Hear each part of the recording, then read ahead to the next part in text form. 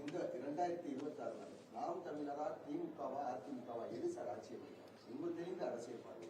அது இங்க இந்த ஆர்வமா நீங்க பார்க்காதீங்க.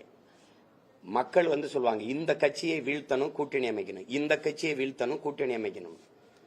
மக்களுக்குள்ள விழிப்புணர்வு, அரசியல் தெளிவு, புரிதல் ஒரு விழிப்புணர்வு, ஒரு கிளர்ச்சி, ஒரு எழுச்சி உணர்வு ஏற்பட்டா அவன் முடிவு பண்ணுவான் எவன் ஆட்சி அமைக்கணும்னு.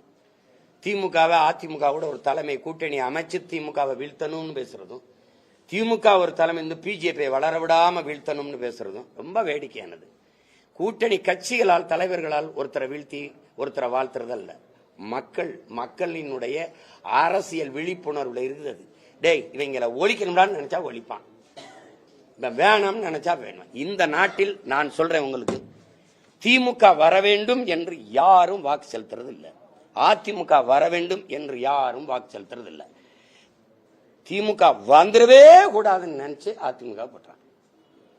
மறுபடியும் இன்னொரு தடவை அதிமுக வந்துடவே கூடாதுன்னு நினைச்சு திமுக போடுறான். பிசாச விவாகரத்து பண்ணிட்டு பேய ஒரு 5 வருஷம் கல்யாணம் பண்றான். ஐயோ அப்படின்னு பேய விவாகரத்து பண்ணிட்டு மறுபடியும் பிசாச கல்யாணம் பண்றான். ஒரு குற்றம் பண்ணிடுறான் ஒருத்தன், மன்னருக்கு முன்னாடி போய் நிறுத்திடுறாங்க. இந்த தண்டனை 50 சவுக்கடி இல்லைன்னா 100 மிளகாய் சாப்பிடணும். அவன் என்ன சொல்றான், சவுக்கடி ரொம்ப கடுமையா இருக்கு, நான் மிளகாய் சாப்பிடுறேன் மன்னரேன்றான். சாப்பிட்றான்னா 10 மிளகாய்க்கு மேல கடிக்க முடியல, நாக்கு எரியுது, கண்ணில் தண்ணி கொடுத்து தாங்க முடியல, நான் சவுக்கடியே வாங்கிக்கிறேன். சரி நடக்கட்டும் அப்படின்றாரு. சவுக்கடி வாங்குறான், 10 அடிக்கு மேல வாங்க முடியல, சார் பிஞ்சு ரத்தமா ஓடுது, மண்ணா என்னால முடியல, நான் மறுபடியும் மிளகாயே சாப்பிடுறேன். 5 வருஷத்துக்கு ஒரு தடவை மிளகாய் கடி, 5 வருஷத்துக்கு ஒரு தடவை சவுக்கடி. இதான் என் இனத்துக்கு கிடைச்சிருக்கிற. புரியுதா உங்களுக்கு? இதுல மாறணும்னா திமுகங்கிறது ஒரு தீய ஆட்சி ஒத்துக்குருவோம், ஒழிக்கணும். யார வச்சுன்னு சொல்லுங்க. தீமையை எப்படி தீமையை வச்சு ஒழிப்பீங்க?